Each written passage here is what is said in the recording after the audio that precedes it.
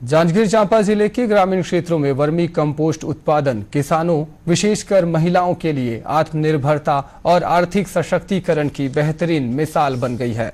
यह कम लागत वाला व्यवसाय न केवल जैविक खेती को बढ़ावा दे रहा है बल्कि रासायनिक खादों पर निर्भरता कम कर मिट्टी की उर्वरता को भी पुनर्स्थापित कर रहा है। उद्यानिकी सहायक संचालक रंजना माखीजा ने बताया है कि नवागढ़ ब्लॉक के ग्राम महंत के प्रगतिशील किसान आशीष राठौर को विभाग द्वारा राष्ट्रीय बागवानी मिशन के तहत वर्मी कंपोस्ट टांका के तहत 50,000 अनुदान दिया गया है।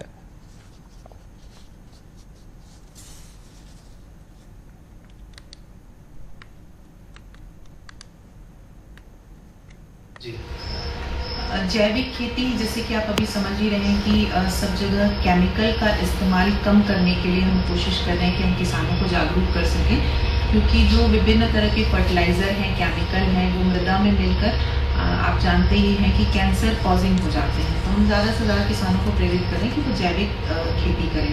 इसी उपक्रम में राष्ट्रीय बागवानी मिशन के अंतर्गत हमने हमारे जो नवागढ़ ब्लॉक के किसान हैं आशीष राठौर जी, उनको वर्मी टैंक बनाने के लिए 50% का अनुदान, यूनिट कॉस्ट उसका है 1 लाख रुपए, उसका 50% है 50,000 रुपए उनको अनुदान स्वरूप दिया है।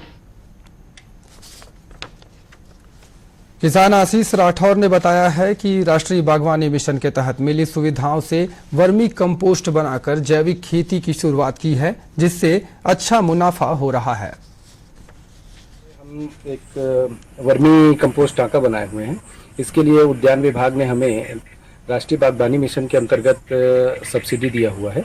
इसको बनाने में कुल लागत 1 लाख का आया था, जिसमें से 50,000 हमें सब्सिडी मिला हुआ है। वर्मी कंपोस्ट जो होता है वो एक बेहतरीन खाद है। जो गोबर खाद हम उपयोग करते हैं सामान्य रूप से, उससे उसमें 10 गुना ज़्यादा पोषक तत्व होते हैं। नाइट्रोजन, फास्फोरस और पोटेशियम की मात्रा उसमें होती है, और उसके लिए जो सबसे अनिवार्य चीज़ है वो तो गोबर है। कृषि विज्ञान केंद्र के वरिष्ठ वैज्ञानिक डॉक्टर के.डी. महंत ने बताया है कि जिले में प्राकृतिक खेती को बढ़ावा देने के लिए लगातार जागरूकता कार्यक्रम चलाए जा रहे हैं।